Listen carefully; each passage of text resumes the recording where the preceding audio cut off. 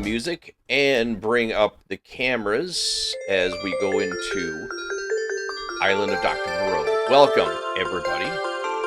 And we go into the camera, welcoming you all to another Sunday night edition of Accessibly Live, the book club reading room. Hope everyone is having a wonderful night tonight. We are working on some spider webs here right now. We had some crash and burns going on the Thursday night show 3 or 4 times. I lost track.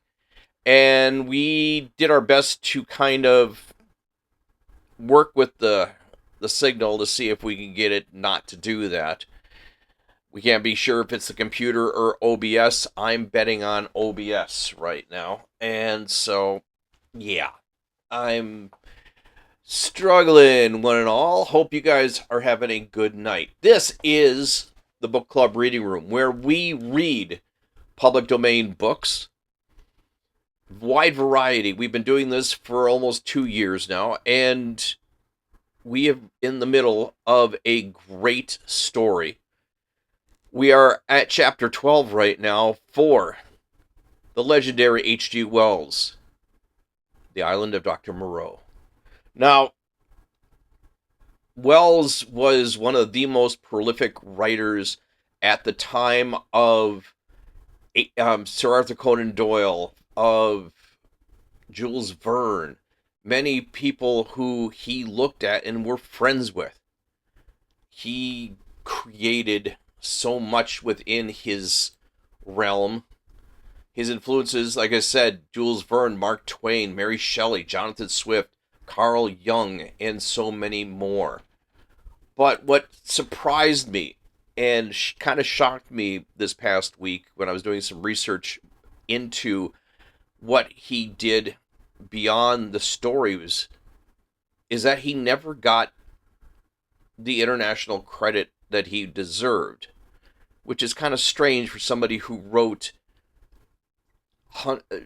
many, many books, short stories, nonfiction, and everything. He did so much. I mean, nonfiction, satire, political commentary, history, science. But he didn't get the recognition that his good friend Sir Arthur Conan Doyle did. You know, for all the things that he did in his work and created what hit to reality.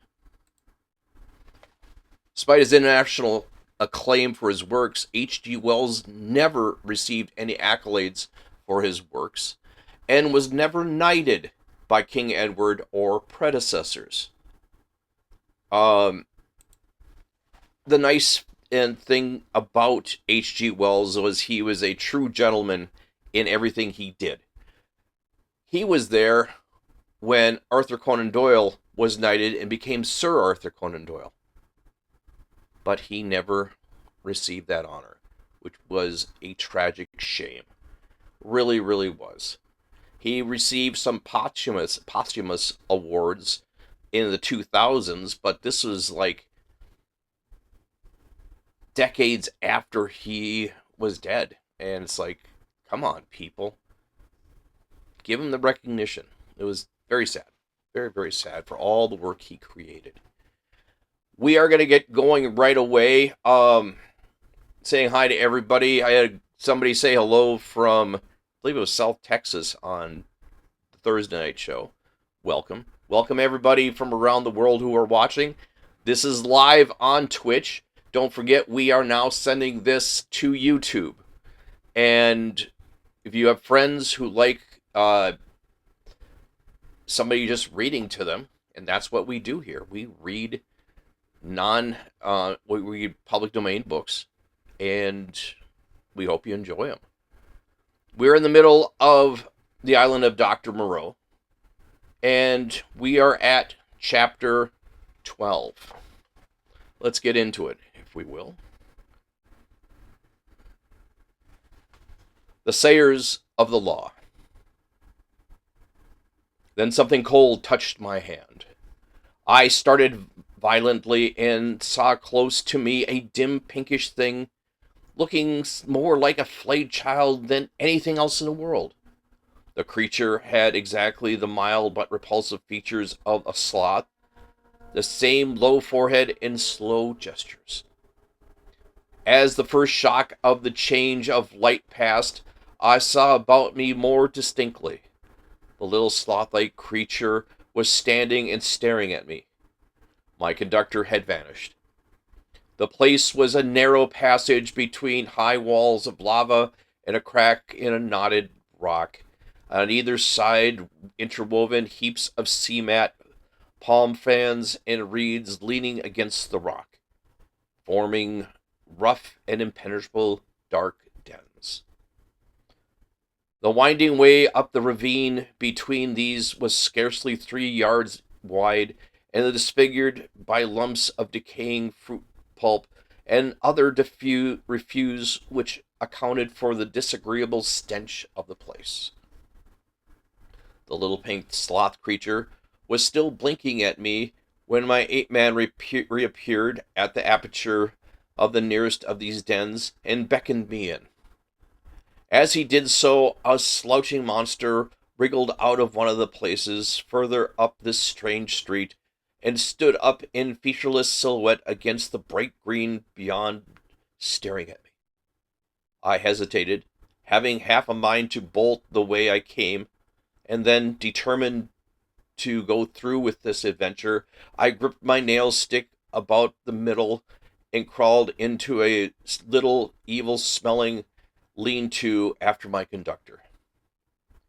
It was a semicircular space, shaped like the half of a beehive, and against the rocky wall that formed an inner side of it was a pile of variegated fruits, coconuts, and others.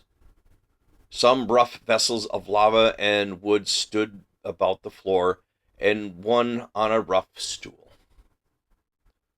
There was no fire.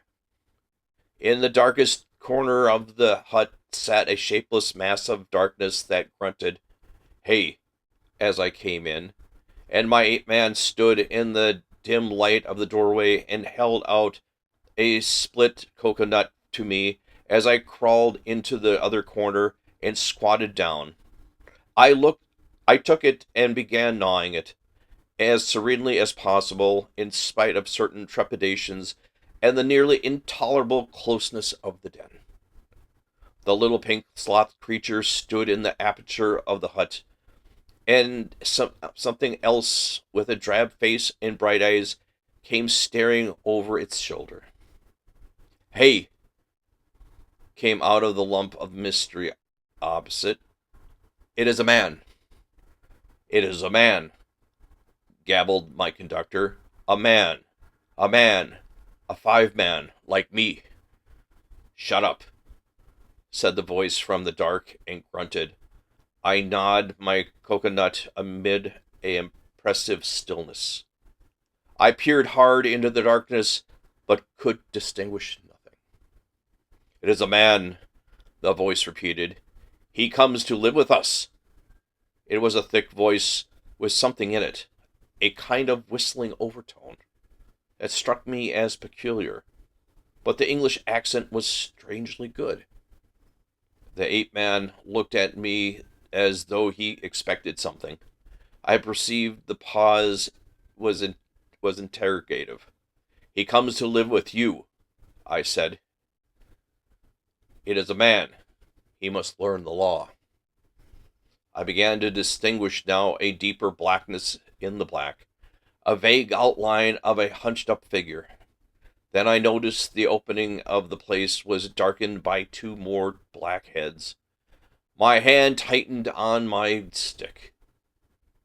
The thing in the dark repeated in a louder tone, "Say the words."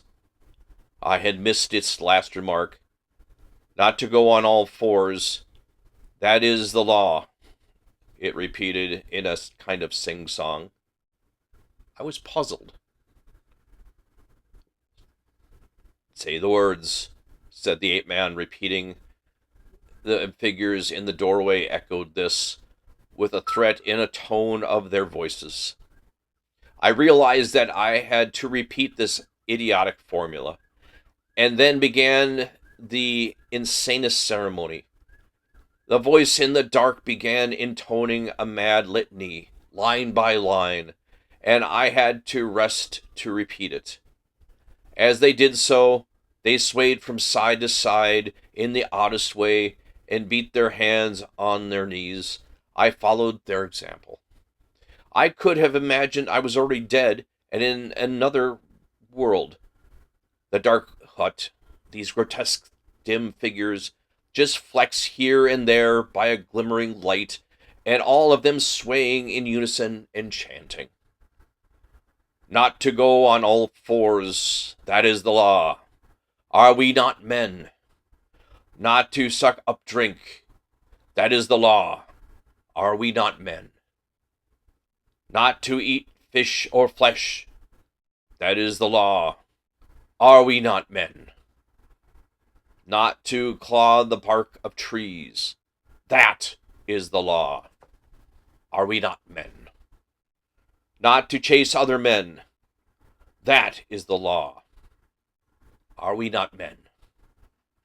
And so, from the prohibition of these acts of folly on to the prohibitions of what I thought were the most madness, most impossible, and most indecent things one could well imagine, a kind of rhythmic fever fell upon us all.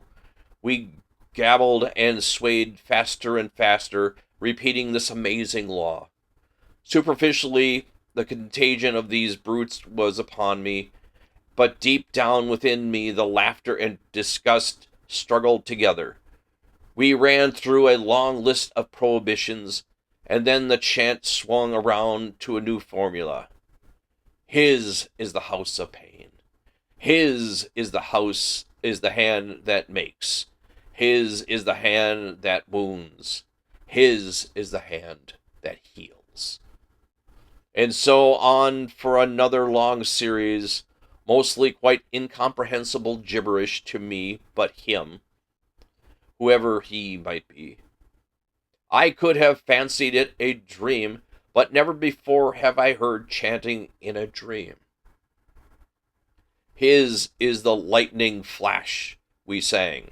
His is the deep salt sea. A horrible fancy came into my head that Moreau, after animalizing these men, had infected their dwarfed brains with a kind of deification of himself. However, I was too keenly aware of white teeth and strong claws about me to stop my chanting on that account. He are the stars in the sky.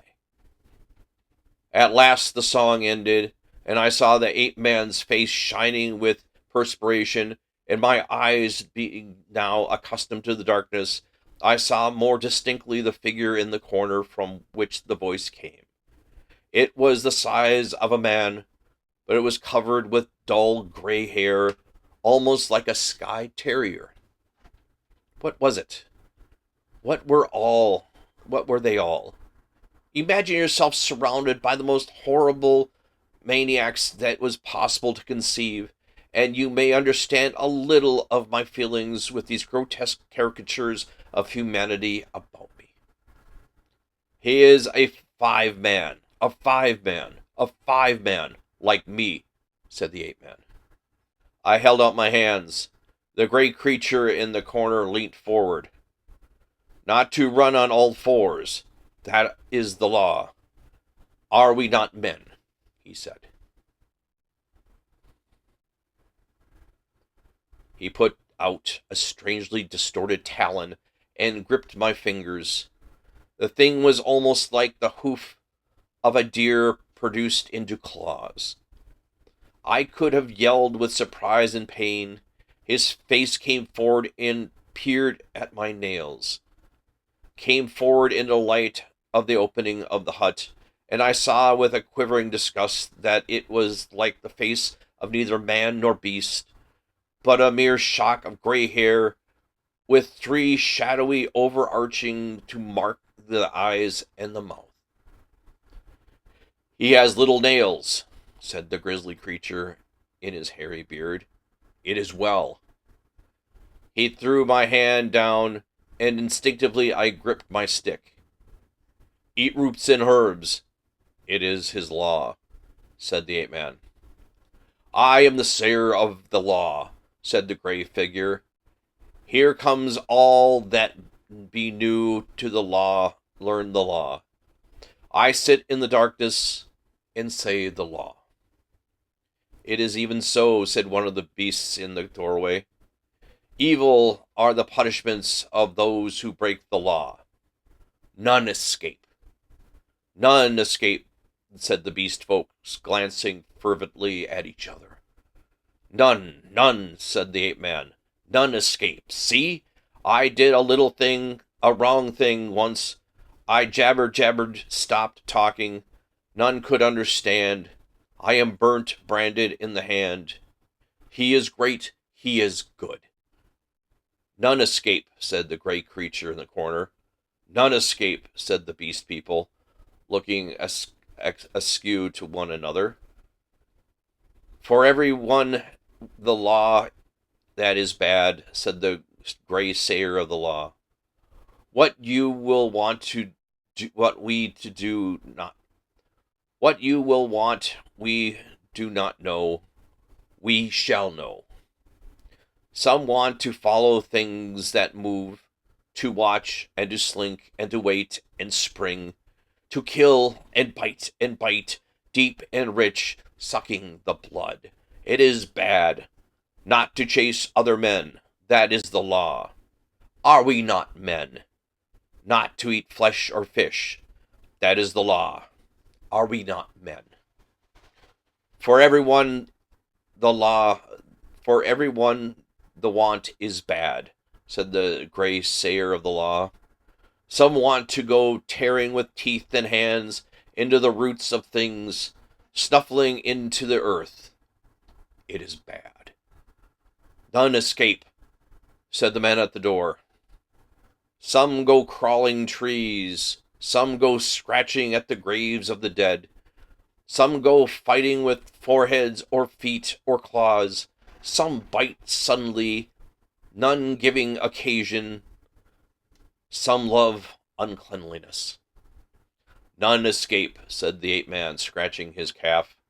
None escape, said the little pink sloth creature. Punishment is sharp and sure. Therefore we learn the law. Say the words.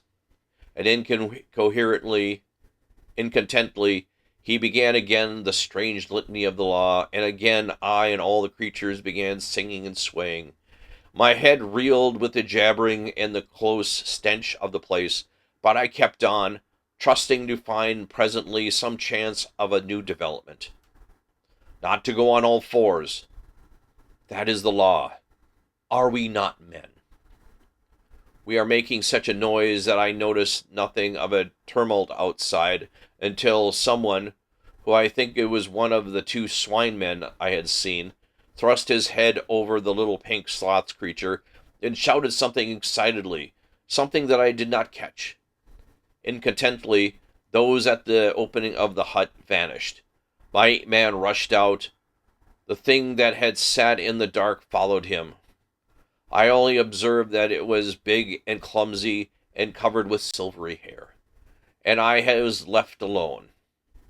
Then, before I reached the aperture, I heard the yelp of a staghound. In another moment, I was standing outside the hovel, my chair rail in my hand, every muscle of me quivering. Before me were the clumsy backs of perhaps a score of these beast people, their misshapen heads half hidden by their shoulder blades.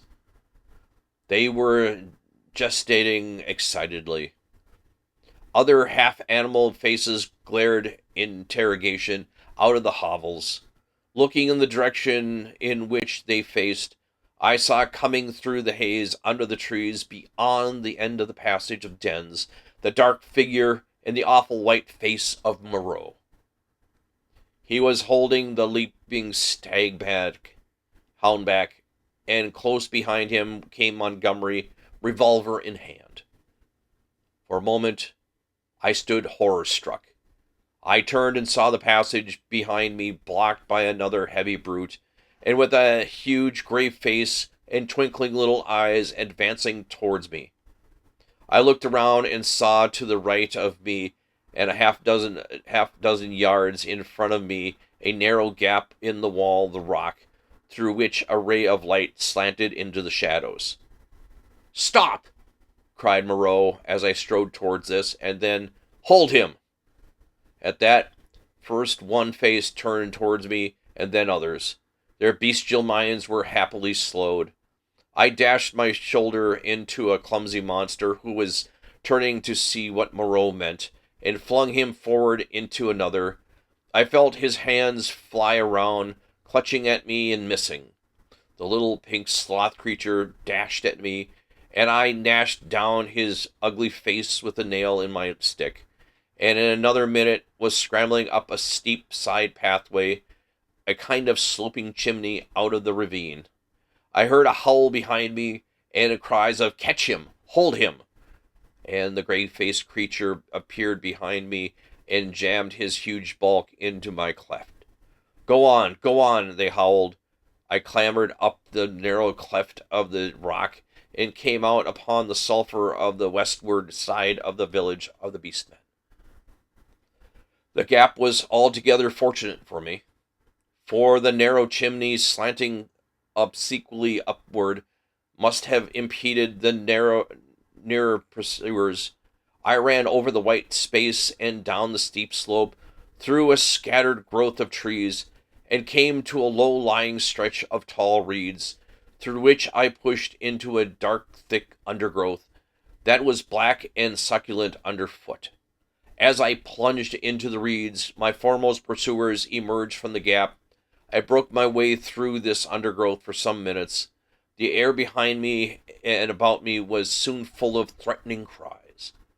I heard the tumult of my pursuers in the gap of the slope, and the crashing of the reeds, and every now and then the crackling crash of branches. Some of the creatures roared like excited beasts of prey. The staghound yelped at the left. I heard Moreau and Montgomery shouting in the same direction. I turned sharply towards the right. It seemed to me that even I heard Montgomery shouting for me to run for my life.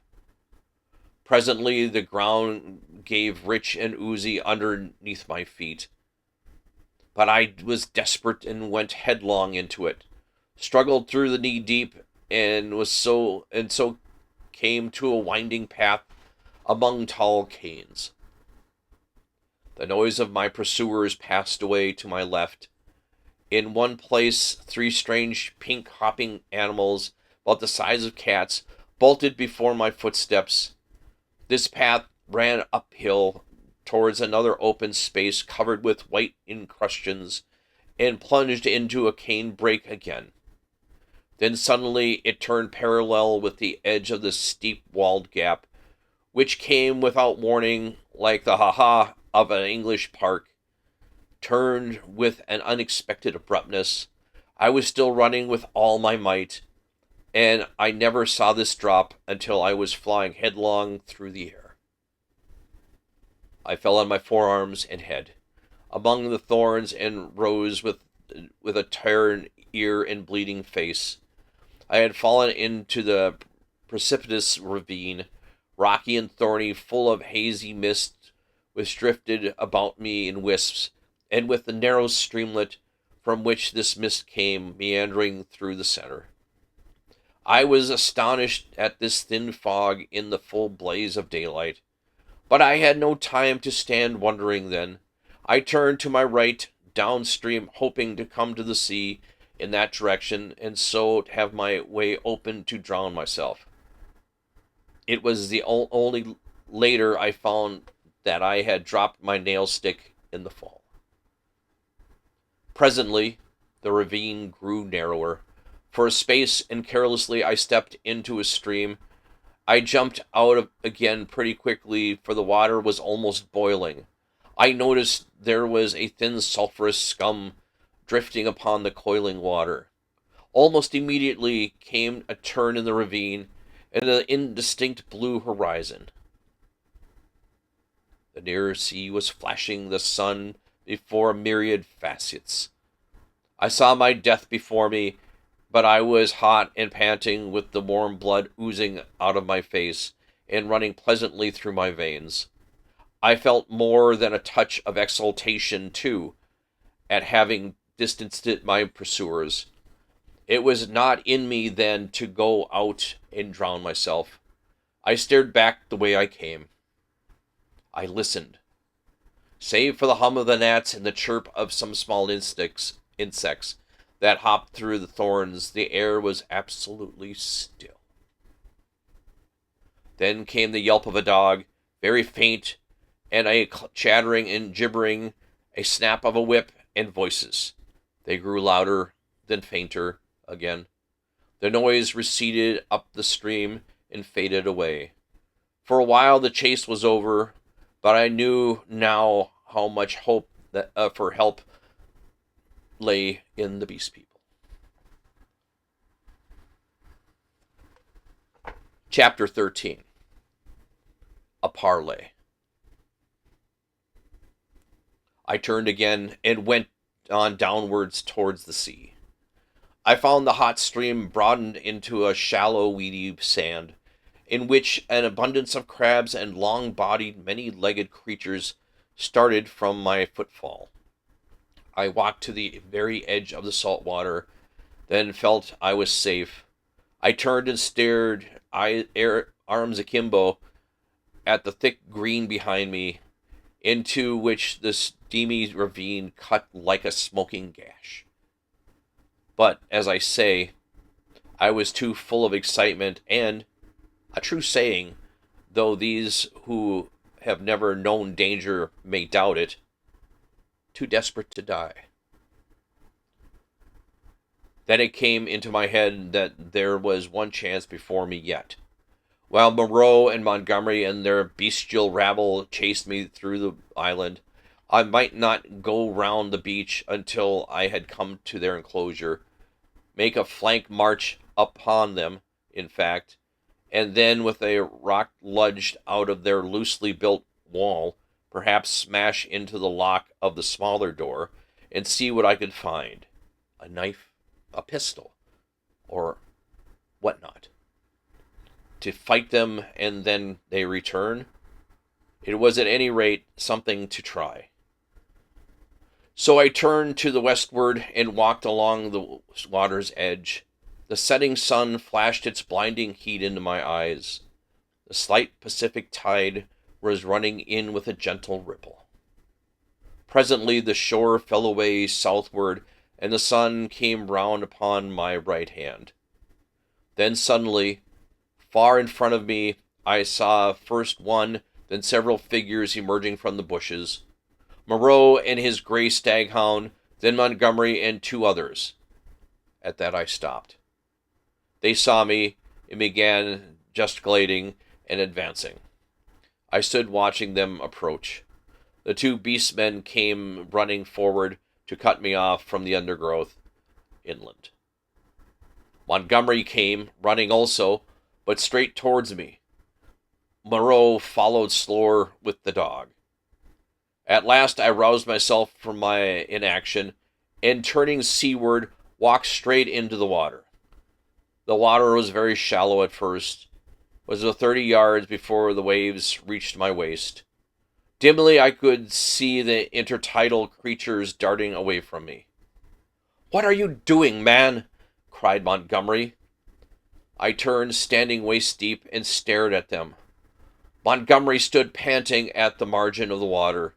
His face was bright red with exertion.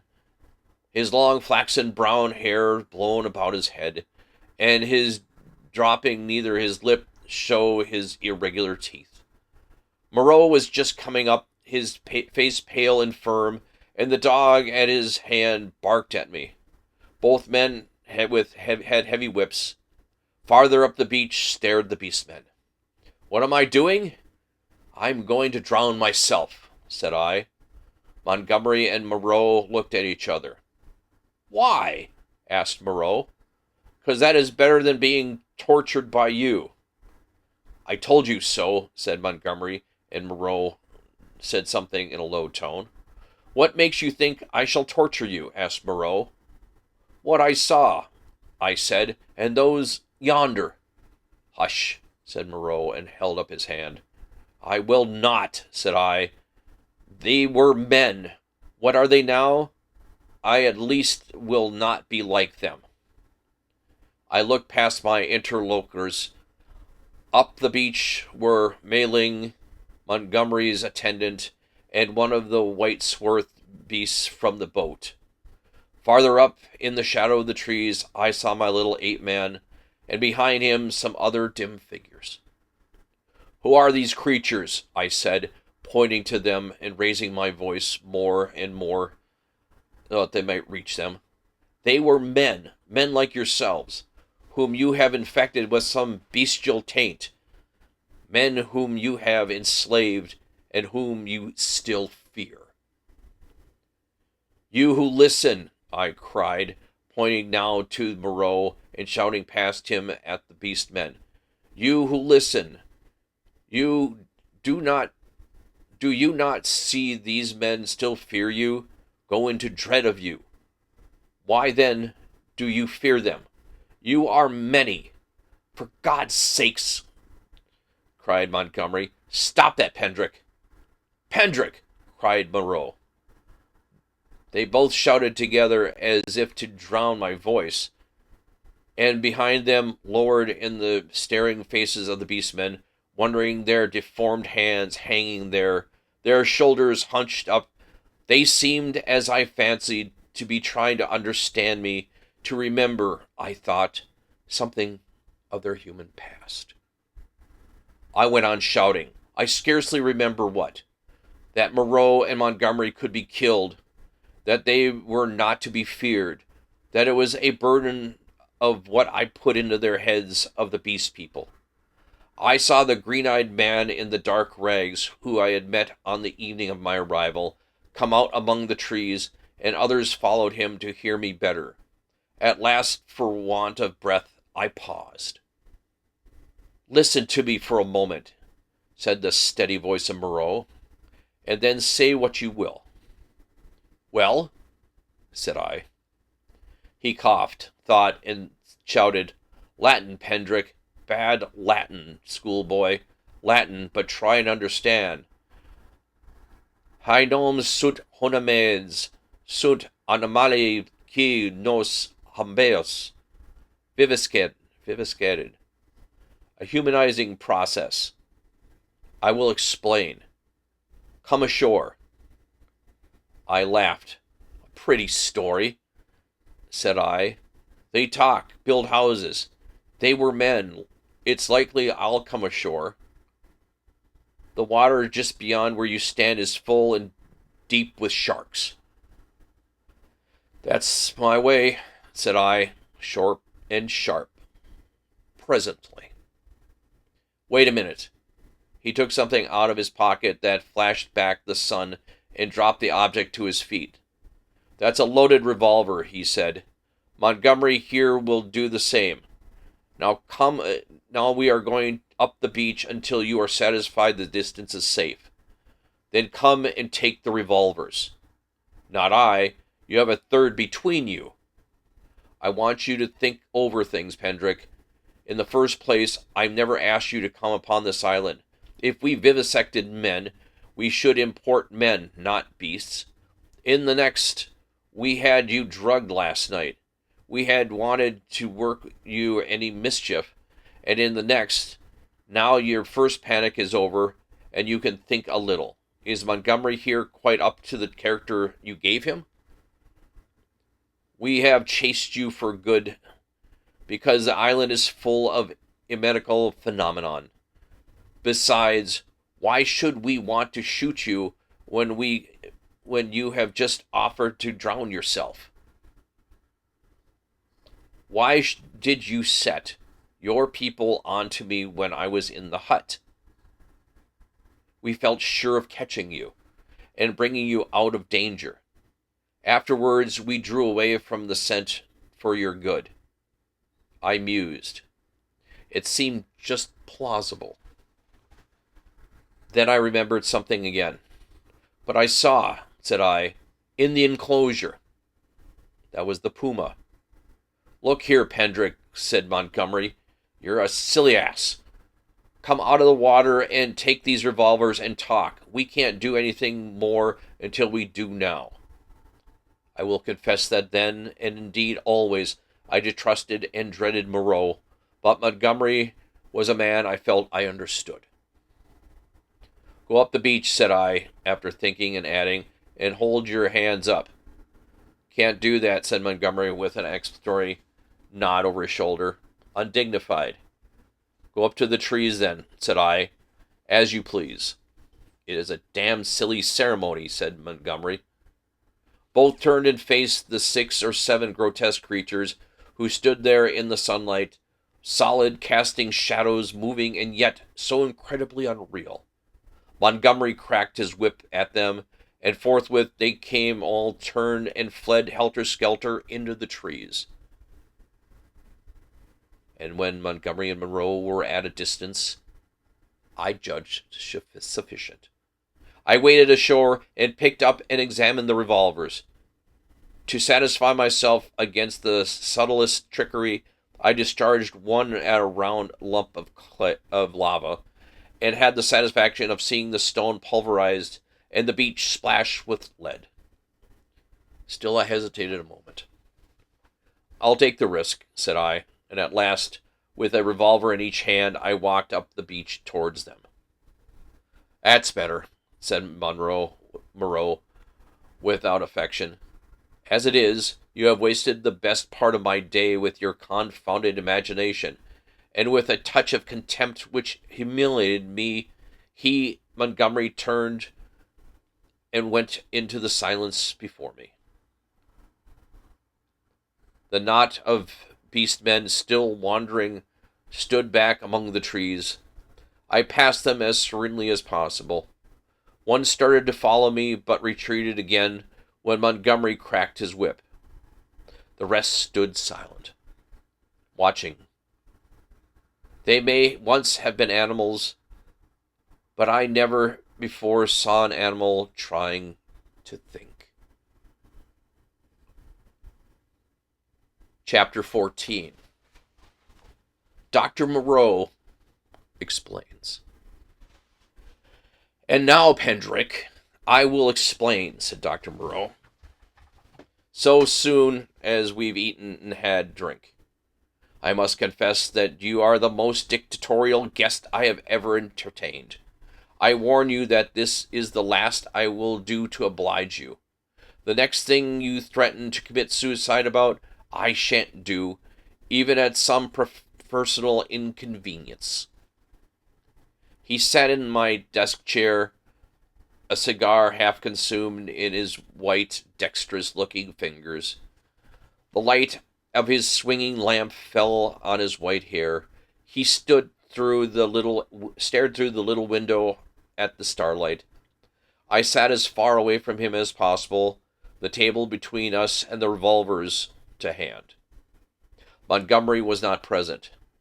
I did not care to be with the two of them in such a little room. You admit that the vivisected human being, as you called it, after all, only the puma? Said Moreau. He had me visit the horror in the inner room, to assure me of its inhumanity. It is a puma, I said, still alive, but so cut and mutilated I pray I may never see living flesh again. Of all the vile... Never mind that, said Moreau. At least spare me those youthful horrors. Montgomery used to be the same way. You admit that it is a puma. Now be quiet while I reel off my physiological lecture to you. And forthwith, beginning in the tone of a man superiorly bored, but presently warming a little, he explained his work to me. He was very simple and convincing. Now and then there was a touch of sarcasm in his voice. Presently I found myself hot with shame at our mutual positions. The creatures I had seen were not men, had never been men. They were animals, humanized animals, triumphs of vivisection. vivisection. Sorry. You forget all that a skilled vivisector can do with living things, said Moreau. For my own part, I'm puzzled why the things I have done here have not been done before. Small efforts, of course, have been made: amputation, tongue cutting, excisions.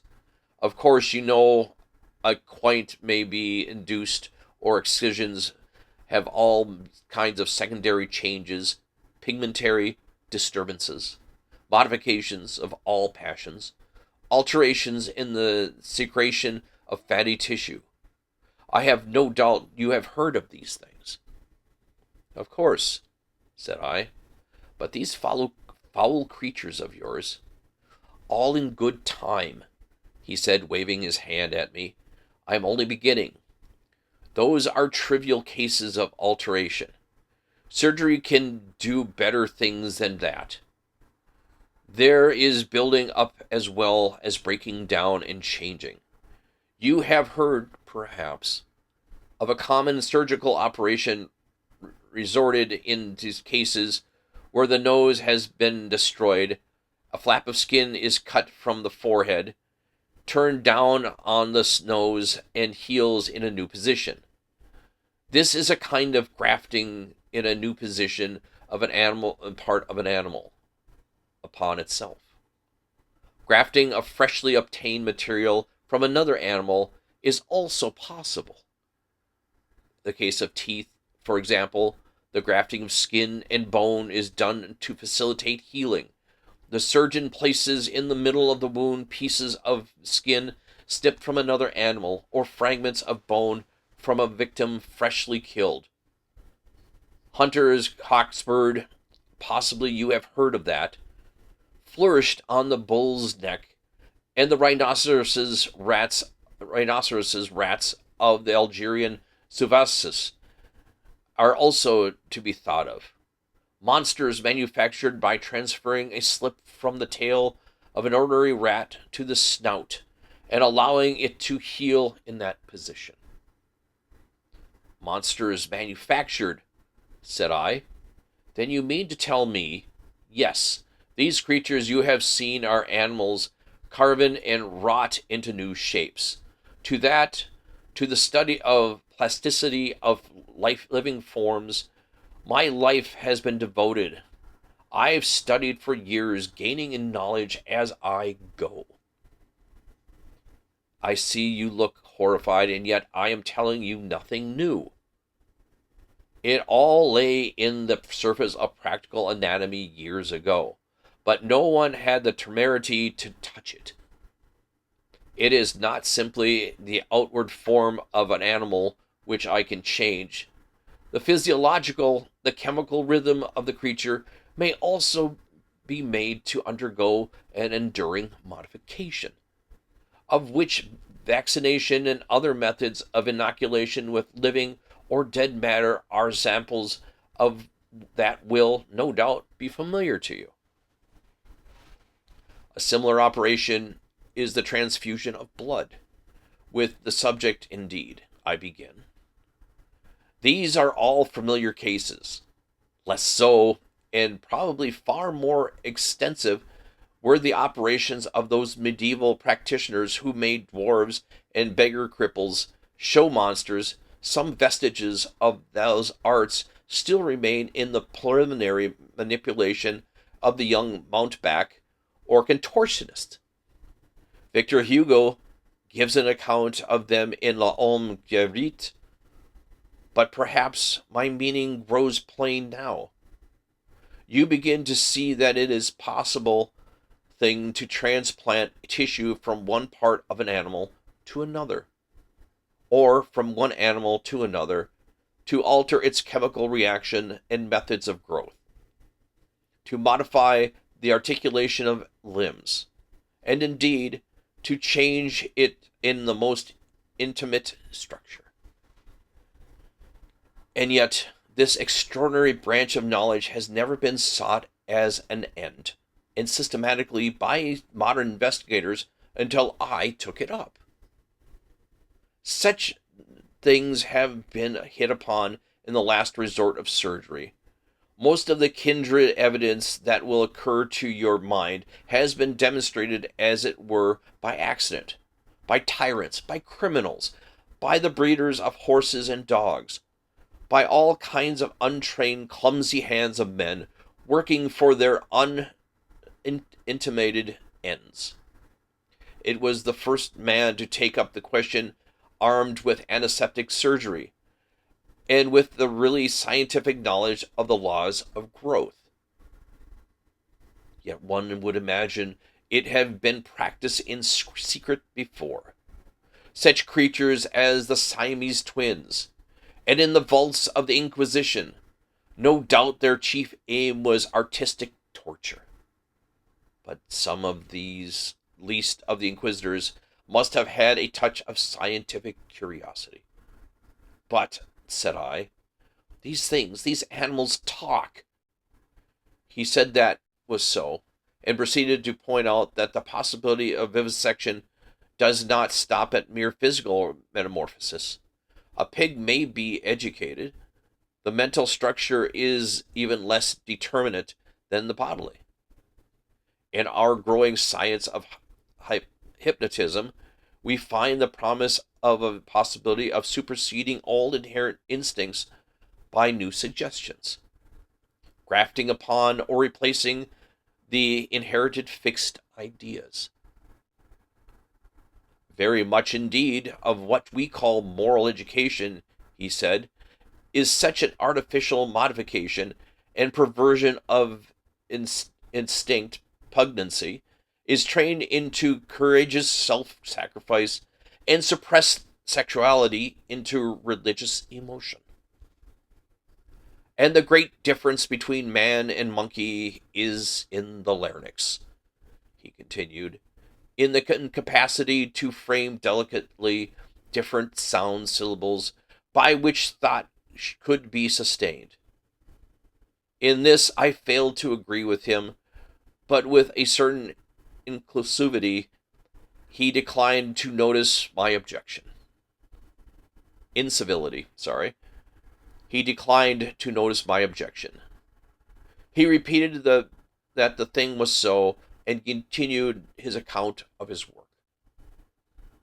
I asked him why he had taken the human form as a model. There seemed to me then, and there still seems to me now, a strange wickedness for this choice.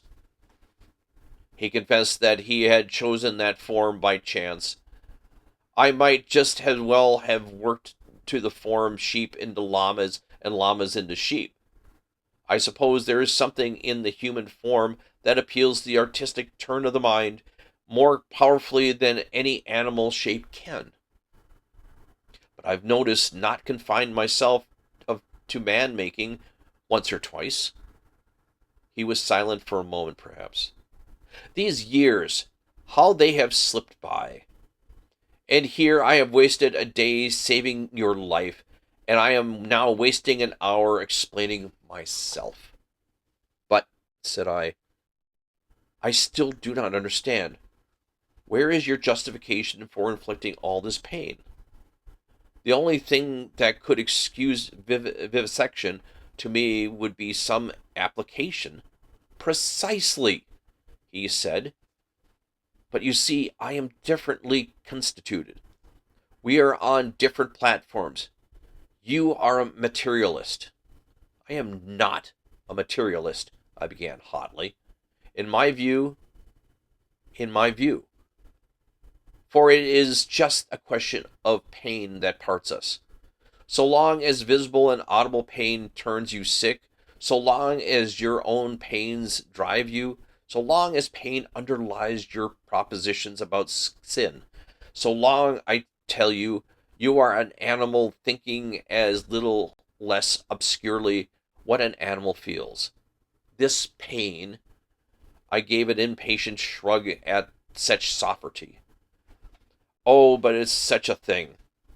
A mind truly open to what science has to teach must see that this planet, this speck of cosmic dust, invisible long before the nearest star could be attained, It may be, I say, that nowhere else does this thing called pain occur. But the laws we feel our ways towards, why even on this earth, even among living things, what pain is there? As he spoke, he drew a little penknife from his pocket, opened up the smaller blade, and moved his chair so that I could see his thigh. Then, choosing the place deliberately, he drove the blade into his leg and withdrew it. No doubt, he said, you have seen that before. It does not hurt a pinprick, but what does it show? The capacity of pain is not needed in the muscle. It is not placed there. It is but little needed in the skin, and only here and there over the thigh is a spot capable of feeling pain. Pain is simply our intrinsic medical advisor to warn us and stimulate us. Not all living flesh is painful, nor is all nerve, not even all sensory nerve. There is no taint of pain, real pain, in the sensations of the optic nerve. If you wound the optic nerve, you merely see flashes of light, just as disease of auditory nerves merely means a humming in our ears. Plants do not feel pain, nor the lower animals. It is possible that such animals such as starfish and crayfish do not feel pain at all. With men, the more intelligent they become, the more intelligently we will see after their own welfare, and the less we will need the good to keep them out of danger. I never yet heard of a useless thing that was not ground out of existence by evolution sooner or later. Did you? And pain gets needless. Then I am a religious man, Pendrick, as every sane man must be. I may be, I fancy, that I have seen more of the ways of this world's makers than you have. For I have sought his laws, and in my way, all my life, while you, understand, have been collecting butterflies. And I tell you, pleasure and pain have nothing to do with heaven or hell. Pleasure and pain, bah! What is your theologian's ecstasy about Mahomet's houri in the dark? This store which men and women set on pleasure and pain, Pendrick, is the mark of the beast upon them, the mark of the beast from which they came. Pain, and pleasure, they are for us only so long as we wiggle in the dust. You see, I went on with this research just the way it led me. It is the only way I ever heard the true research going. I asked a question, devised some method of obtaining an answer, and got a fresh question. Was this possible or that possible? You cannot imagine what it means to an investigator, what an intellectual passion grows upon him. You cannot imagine the strange, colorless delight of these intellectual desires. The thing before you is no longer an animal, a fellow creature, but a problem. Sympathetic pain, all I know of I remember as a thing I used to suffer from years ago. It was the one thing I wanted. To find out the extreme limit of plasticity in living shape. But, said I, the thing is an abomination. To this day I have never troubled about the ethics of the matter, he continued. The study of nature makes a man at last as remorseless as nature. I have gone on, not heeding anything but the question I was pursuing, and the material has dripped into the huts yonder. It is nearly 11 years since we came here, I and Montgomery, and 6 Kanakaks. I remember the green stillness of the island and the empty ocean about us, as I thought it was yesterday. The place seemed waiting for me. The stores were landed and the houses were built. The Kanakaks found some huts near the ravine. I went to work hereupon what I had brought with me.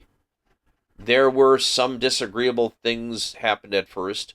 I began with a sheep and killed it after a day and a half with a slip of the scalpel.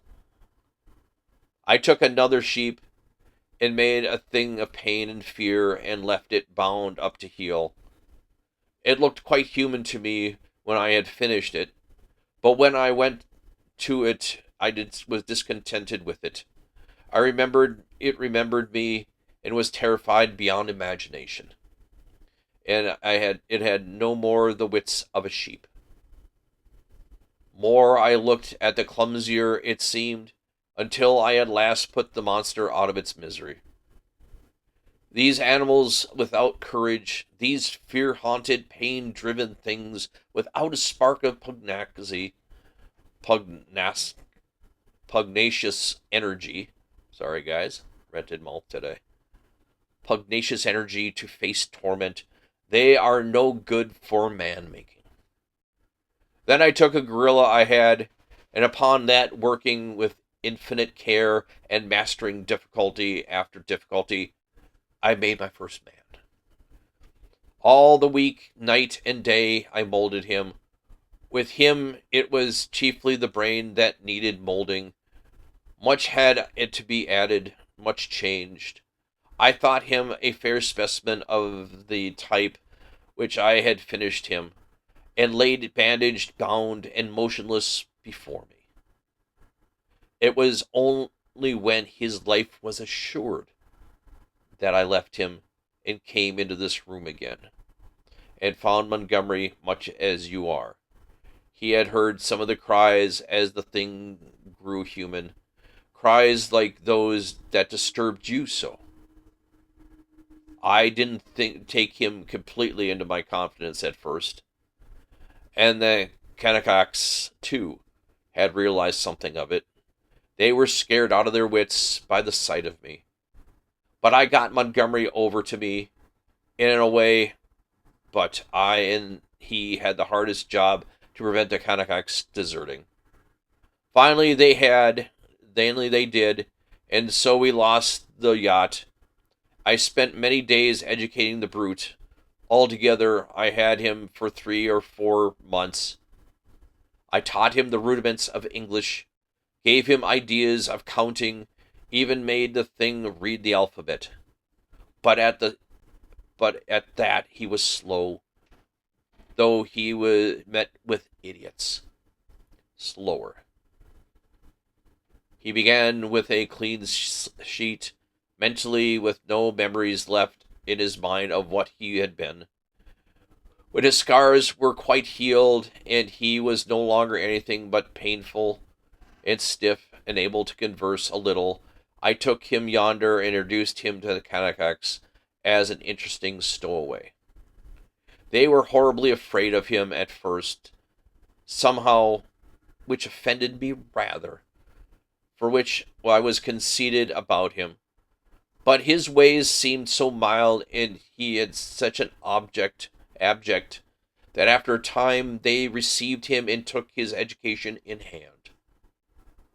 He was quick to learn, very imitative and adaptive, and built himself a hovel rather better than it seemed to me than his own shanties. There was one among the boys a bit of a missionary, and he taught the thing to read, or at least to pick out letters, and gave him some rudimentary ideas of morality. But it seems the beast's habits were not all that is desirable. I rested from work for some days after this, and was in a mind to write an account of the whole affair to wake up the English philosophically. Then I came upon the creature squatting up in the trees, gibbering at the 2 Kanakaks who had been teasing it. I threatened him, told him that humanity such a proceeding aroused his sense of shame, and he came home resolved to do better before I took my work back to England. I have been doing better, but some of the things drift back again. The stubborn beast flesh grows day to day back again. But I mean to do better things. I mean to conquer that. This puma. But that's the story. All the Kanakak boys are now dead. One fell overboard at the launch, and one died of a wound he had poisoned in some way with plant juice. 3 went away in the yacht, and I suppose and hope were drowned. The other one was killed. Well, I have replaced them. Montgomery went on much as you were disposed to at first. And then, what became of the other one? Said I, sharply. The other Kanakak who was killed. The fact is, after I made a number of human creatures, I made a thing. He hesitated. Yes, said I. It was killed. I don't understand, said I. Do you mean to say it killed the Kanakak? Yes. It killed several other things that it caught. We chased it for a couple days. It only got loose by accident. It never meant to get away. It wasn't finished. It was purely an experiment. It was limbless thing with a horrible face. It writhed along the ground in a serpentine fashion. It was immensely strong and infuriating pain. It lurked in the woods for some days until we hunted it, and then it wriggled into the northern part of the island. We had divided into the party we chose upon it. Montgomery insisted upon coming with me. The man had a rifle, and his body was found.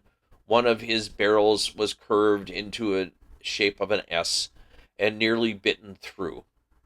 Montgomery shot the thing. After that, I stuck to the idea of humanity, except for little things. He became silent.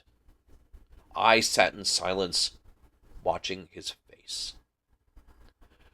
So, for 20 years altogether, counting 9 years in England, I have been going on, and there are still something in everything I do that defeats me, makes me dissatisfied, challenges me to further effort. Sometimes I rise above my level, sometimes I fall below it, but always I fall short of things I dream. The human shape I can now get, almost with ease, so that it is lithe and graceful, or thick and strong, but often there is trouble with the hands and the claws, painful things that I dare not shape too freely. But it is in that subtle grafting and reshaping one must needs to do the brain that my trouble lies. The intelligence is often oddly low, with unaccountable blank ends, unexpected gaps, and at least satisfactory of all that is I cannot touch somewhere, I cannot determine where, in the seat of the emotions. Cravings, instincts, desires that harm humanity, a strange hidden reservoir to burst forth suddenly and inundate the whole being of the creature with anger, hate, or fear. These creatures of mine seem strange or uncanny to you so soon as you begin to observe them, but to me, as after I make at them, they seem to be indisputable human beings. It's afterwards, as I observe, that the persuasion fades. First one animal trait, then another, creeps into the surface and stares out at me. But I will conquer.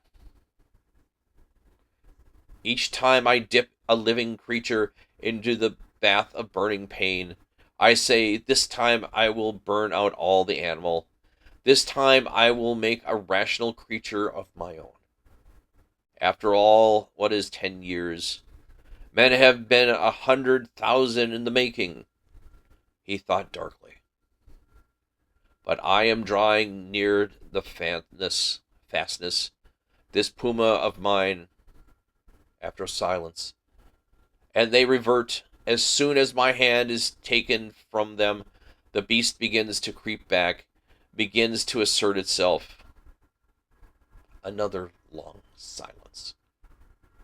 Then you take the things you make into those dens, said I. They go. They turn them out when I begin to feel the beast in them. And presently they wander there. They're all dread this house and me. There is a kind of travesty of humanity over there. Montgomery knows about it, for he interferes in their affairs. He has trained one or two of them to our service. He is ashamed of it, but he believes half likes some of these beasts. It's his business, not mine. The only sickening thing to me is its sense of failure. I take no interest in them. I fancy they follow in the lines of Kanaka missionary, marked out, and have a kind of mockery of the rational life. Poor beasts. There's something they call the law, sings hymns about all thine. They build themselves their dens, gather fruit and pull herbs, marry even. But I can see through it all, see into their very souls, and see there is nothing but the souls of beasts, beasts that perish, anger, and lust to live and gratify themselves. Yet they're odd, complex like everything else alive. There is a kind of upward striving in them, part vanity, part waste sexual motion, part waste curiosity. It only mocks me. I have some hope that this puma, I have worked hard at her head and brain. And now, he said, standing up after a long gap of silence, during which he had pursued his own thoughts, what do you think? Are you in fear of me still? I looked at him and saw but a white-faced, white-haired man with calm eyes. Save for his serenity, his touch of almost the beauty that resulted from his set of tranquility and his magnificent build, he might have passed muster among 100 other comfortable old gentlemen. Then I shivered. By way of answer to his second question, I handed him a revolver with either hand. Keep them, he said, and snatched at a yawn. He stood up and stared at me for a moment and smiled. You have had 2 eventful days, he said. I should advise some sleep. I'm glad it's all clear. Good night. He thought me over for a moment, then went out by the inner door. I immediately turned the key in the outer one and sat down again, sat for a time in a kind of stagnant mood. Sat there for a time in a kind of so weary, emotionally, mentally, and physically, that I could not think beyond the point at which he had left me. The black window stared at me like an eye. At last, with an effort, I put out the light and got into the hammock. Very soon, I was asleep. Now, normally I will rattle off 4 chapters because that's what I kind of gleamed on to get the book done for everybody. Because that was one hell of a long chapter. And you guys who are still with me, thank you. We are going to cut this one down to 3 chapters tonight. Next week, we will begin up with chapter 15 concerning the beast folk. Everything that I read here is part of public domain. I've mentioned this in the past, and I always, because I know there's going to be somebody who's going to say, wait a minute, you can't be reading that. It's like, darn right I can. Because what I do here is I take books that nobody has talked about or read in a very long time. What I do for you guys, and what I always like doing here on the show, is this. We grew up going to the school library or the public library, sitting in a circle and having the librarian show you, read the book to everybody here in the circle. It was kind of fun. This is what I'm doing now because there is so many books out there, so many amazing stories. I like being able to do this for you, being able to give you this story along with all the other stories that I read here on Accessibly Live, the book club reading room, and allow you to kick back, relax, turn down the lights, and enjoy the story. Sometimes the stories are really long. Sometimes the stories are simplistic. And we read a wide variety of stories here for you. We've done Shakespeare. We've done Sir Arthur Conan Doyle. We've done Agatha Christie. We've done the Hardy Boys. We do everything in between. Just to give us, everyone who likes a good story, a place to come to. And that's what we do here on Accessibly Live, the book club reading room, every single Sunday night, live here on Twitch TV, and also now on YouTube. And to everybody watching on YouTube, thank you. Please remember to hit the subscribe and like button. I appreciate you doing that. On my Thursday night show, we do a couple quotes of the night. One to help close out the end of the show. I found something last Thursday that I found that was a very beautiful quote and very thoughtful quote by a legend. And I want to share it with you before we close this store. Close down for the evening. Oh, guess what, guys? We had a little bit of a snafu here. There we go. Isn't live television wonderful, ladies and gentlemen? Yes. From the legendary Chief Dan George. It is hard for me to understand a culture that not only hates and fights his brothers, but even attacks nature and abuses her.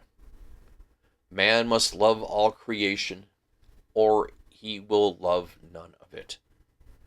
Love is something you and I must have. We must have it because our spirit feeds upon it. Without love, our self-esteem weakens. Without it, our courage fails. Without love, we can no longer look out confidently at the world. Instead, we turn inwardly and begin to feed upon our own personalities. And in little by little, we destroy ourselves. The late, legendary Chief Dan George. Kind of reminds me a bit of the way the story went today.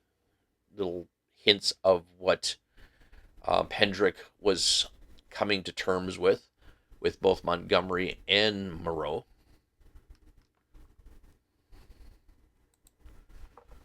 God darn it. We had this lot of typos going on here, guys. We lost a few things in the process. We are going to have to do some quick adjusting here and there. This is Accessibly Live, the book club reading room, every single Thursday night here on Twitch TV, and also now, I said Thursday night, Sunday night on YouTube. You guys, it's been a long day. Keep checking in watching the channel. I appreciate everybody who stops in and says hello. Everybody from around the country, everybody here in the U.S., outside the U.S. I had somebody from Nigeria say hello a couple weeks ago. I've had people from the UK, Vancouver, over in Southeast Asia. A lot of people saying hello, and I appreciate that. We're going to get out of here, guys. You guys take care of yourselves. Have a wonderful rest of your evening, and we will see you next week for the next chapter. Chapter 15, concerning the Beast Folk, with the Island of Dr. Moreau here on Accessibly Live. Take care, you guys. Bye-bye.